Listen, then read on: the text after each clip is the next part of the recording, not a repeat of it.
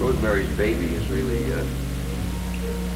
one of the most remarkable films of the year, I think. It's the reaction to it, and it's certainly a giant step for you as a director. It has a number of scenes in it that I'm sure, in this country at least, half a dozen years ago, couldn't have been filmed. Do you think this trend that we see going on now towards more frankness, more boldness related to sex is going to continue?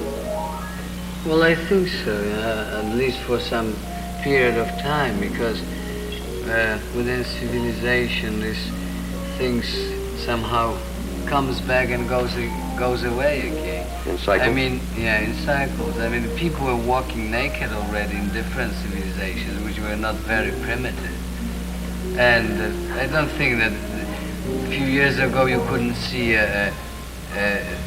things like that on a screen, but you couldn't walk in the mini dress either. I mean, not so far ago, how many years ago? I was arrested on a train. Where? Going to Italy when we were shooting. And I was in a compartment with the windows closed, you know, and my dress was like to here. I said, if you stop opening the windows and looking, I said, you wouldn't even know I had a short dress on. It's incredible. It was 3 years ago, but you were arrested here for wearing bikini on it. It's hard to realize, as a matter of fact, America was so far behind Europe. I think not until 3 or 4 years ago did the bikini really gain acceptance on public beaches. Now, nudity, I think, is something that in America particularly, we've always had a hang-up about. Sex has become more permissive in films and in books, etc. But really, only in the last year or two has nudity made any real appearance in U.S. films. Yeah, America. How does an actress as beautiful as you are, how do you feel about doing nude scenes in a film? Well, I feel that if it's a real scene, if it's an honest scene, and if it's something where you're stripped naked, that you would be doing naturally, you know, making love, which is natural, taking a bath, you know, that's lovely, you know. In other words, if it has an authentic, legitimate reason for it, it's beautiful. But if it's contrived, you know, then it becomes vulgar.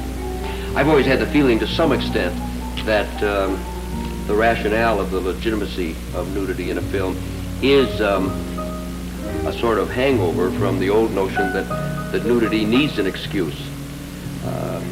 Something contrived in a film, of course, is artificial and poor just because it is contrived. But it's amazing how many real hang-ups in our Puritan society we do have related to sex and to nudity especially. No, well, this is a very Puritan society, you must realize, and that's how it grew up. That's the way it took. But speaking about films and the reasons for nudity, since me personally, I'm interested in rather realistic pattern of the movie, even if I'm telling an absolutely unrealistic story. I avoid nudity for nudity or sex for sex. Yet, in a different kind of picture, I don't have anything against it. Basically, I have nothing against any sex and nudity in any form of art or literature, because I don't think it can make any harm to anybody. How do you feel about violence in films? Well, I don't feel that violence can make any harm to anybody either. And I think that this sudden awakening of some of the producer circles in Hollywood, etc., and sudden violence against violence is just the bad feeling that they have about the things which are happening in this society, and they are looking for some little phony excuse. I do not believe that any violence on television or cinema screen can inspire violence. I don't think that I don't believe in the idea monkey see, monkey do, you know. Many sociologists, as a matter of fact, seem to feel today that scenes in films or TV can actually act as a catharsis, can actually relieve the tension. I'm positive. I tell you what I think is really dangerous, and what kind of violence can inspire violence It's the sterilized, the Hollywood type of violence. I mean, in typical Hollywood Western, they excite you during an hour and a half. They tease you against this bad man who beats everybody, and he's so nasty, and you can't stand him anymore. And in the last moment, the good man with white hat comes and draws and bumps him off without any blood. It's a very clean job, and somehow, subconsciously, from the kid, it develops in your brain idea that when somebody bothers you, you can take judgment upon them, and very easy you can get rid of them without any blood, without convulsions, without vomiting, without... I saw war, I saw violence, I saw all the things that didn't make me more violent. I can't stand blood, I can stand blood in film because I know it's pain, etc. Mm-hmm. And this is an amusement for me to do violent scenes. But I do not believe that it can inspire violence. Besides, you know, suddenly they say that this is so popular, you know, that film is such a medium that reaches everybody. But violence without our society has an old history. In any Catholic school, you see a man nailed to the cross with blood dripping from his side and from his head.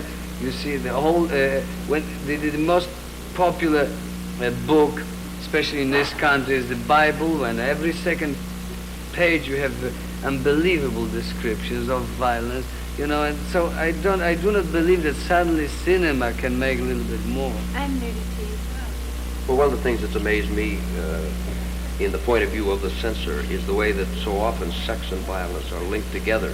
It's always seemed to me that violence and hate were on the one extreme as the evils of the world, and that sex and love existed on the other extreme and were the things that make life worthwhile. This is right. Well, here is one area that I see sometimes harmful for the society. It's connection of violence and sex. Mm-hmm. I agree. No, because I don't believe that the violence itself can inspire violence. But sex certainly does inspire sex. Watching sex on cinema. When you put those two things together, you can